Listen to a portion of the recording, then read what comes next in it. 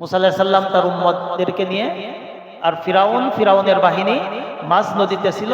তখন আল্লাহ পাক ওই রাস্তাকে বলছেন, এখন তুমি সরে যাও, নদী যেরকম ছিল নদী তুমি সেরকম হয়ে যাও। তো সেরকম হয়ে গেল, ফিরাউন তার বাহিনী নিয়ে হাবুডুবু করে নদীর মধ্যে মারা গেল, ধ্বংস হয়ে গেল।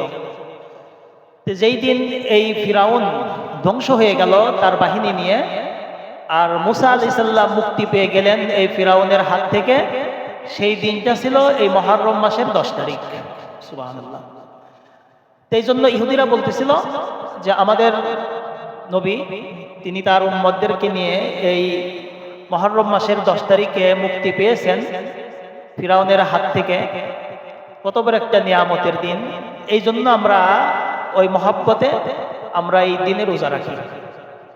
এই কথা শুনে রাসূল সাল্লাল্লাহু আলাইহি ওয়াসাল্লাম তিনি বললেন, মুসা আলাইহিস সালামের সাথে তো ভালোবাসা আমার বেশি, তিনি আমার ভাই, তিনিও নবী ছিলেন, আমিও নবী।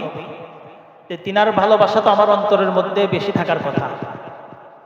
রোজা আমরা রোজা রাখবো। তো মুহররম মাসের 10 তারিখকে বলা হয় ইয়ামুল আশুরা, 10তম দিন মুহররম মাসের 10 তারিখ ইয়ামুল আশুরা। এই দিনটা একটা ঐতিহাসিক দিন। এই দিনের মধ্যে এই 10 তারিখে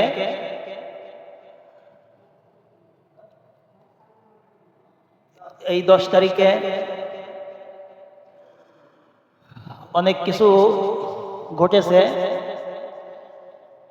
এই জন্য কি বলা হয় ঐতিহাসিক দিন মুহররম মাসের 10 তারিখ। আবার এই দিনেই আরেকটা ঘটনা আছে, হযরত হুসাইন রাদিয়াল্লাহু তাআলা আনহু মর্মান্তিকভাবে শহীদ হয়েছেন এই 10 মুহররম। তো হুসাইন রাদিয়াল্লাহু তাআলা আনহু তিনি শহীদ হয়েছেন 61 হিজরিতে, 61 হিজরির মুহররম মাসের 10 তারিখে। আর এই মুহররম মাসের 10 তারিখের ফজিলত ইতিহাস আরো আগেও অনেক ঘটেছে। আমাদের রাসূল আকরাম সাল্লাল্লাহু আলাইহি ওয়াসাল্লাম তিনি যখন মক্কা থেকে হিজরত করে মদিনায় যান, মদিনায় যাওয়ার পরে সেখানে আহলে কিতাব ইহুদিদেরকে দেখেন তারা এই মুহররম মাসের 10 তারিখে রোজা রাখে। তাদের এই রোজা রাখা দেখে রাসূল আকরাম সাল্লাল্লাহু আলাইহি ওয়াসাল্লাম জিজ্ঞাসা করলেন যে তোমরা এই দিনে রোজা রাখো কেন? তখন ইহুদিরা জানালো যে আমাদের এই দিন হলো বড় একটা নিয়ামতের দিন। ইহুদিরা বলতেছিল যে আমাদের নবী মুসা, ইহুদিরা দাবি করত যে তাদের নবী হলো মুসা আলাইহিস সালাম।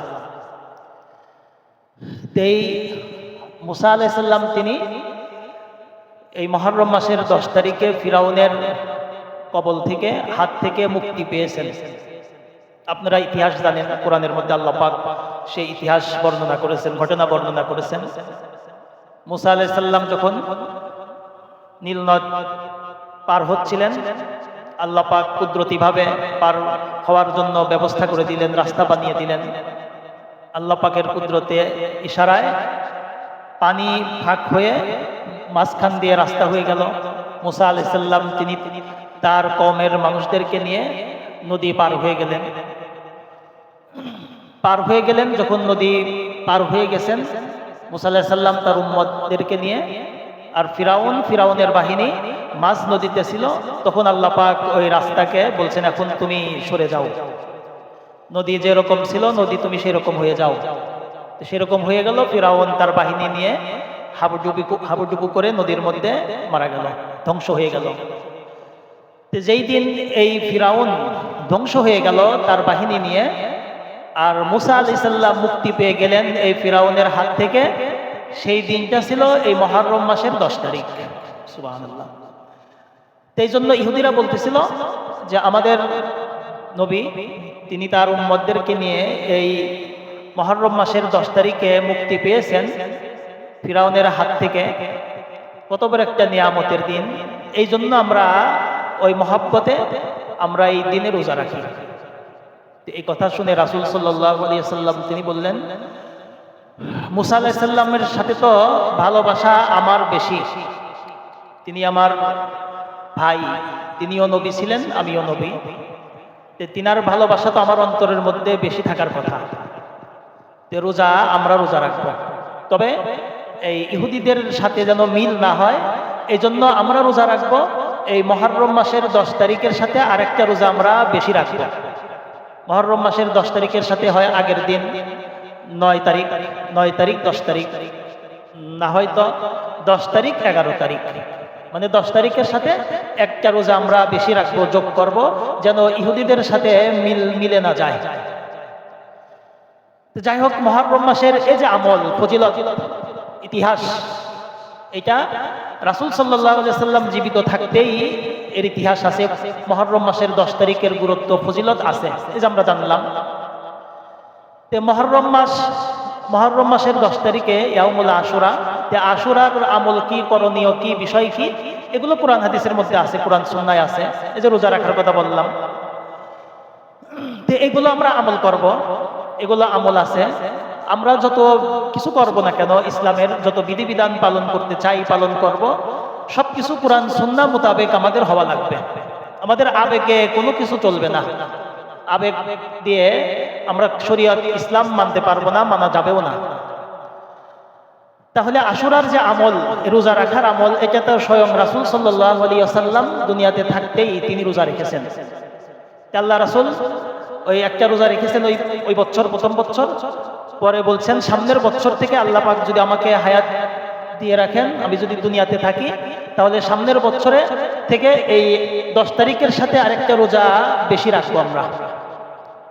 আল্লাহর ইশারায় পরের বছর আর মুহররমের 10 তারিখ আল্লাহ রাসূল পাননি, তার আগেই তিনার ওফাত হয়েছে। তাহলে এই হাদিস থেকে, সুন্নাহ থেকে আমরা এটাও বুঝলাম যে মুহররম মাসের রোজা যে এই 10 তারিখের সাথে আরেকটা রোজা, মানে 2টা রোজা। মুহররম মাসের 10 তারিখের সাথে আরেকটা রোজা রাখতে হবে, হয় আগের দিন 9 তারিখ একটা, 10 তারিখ, না হয় 10 তারিখ 11 তারিখ। তাহলে মুহররম মাসের যে আমল, ফজিলত, ইতিহাস, এগুলো আছে। এই জন্য 10 মুহররম যে আমল আছে, আমলের কথা, রোজা রাখার কথা বললাম, 10 তারিখে একটা রোজা, সাথে আরেকটা রোজা, হয় আগের দিন নাই পরের দিন। যে সমস্ত ভাইয়েরা ইয়া হুসাইন বলে এই মিছিল করে, ওই ভাইয়েরা কি করে, ওই 10 তারিখে কিন্তু রোজা রাখে না। হুসাইনের গ্রুপের মানুষ তিনারা দাবি করতেছেন যে হুসাইন রাদিয়াল্লাহু তাআলা আনহুর যে আমল ছিল, যেই কাজ ছিল, সেই কাজগুলো তিনারা করেন না। ওই দিন মিছিল মিটিং করেন, ওই দিন শরবত পান করেন, ওই দিন এই অনুষ্ঠান করেন, খিচুড়ি রান্না করে খান, এগুলো করেন। গ্রামগঞ্জে আগে এগুলো ছিল, এখন বন্ধ হয়ে গেছে, মাশাআল্লাহ, আলহামদুলিল্লাহ।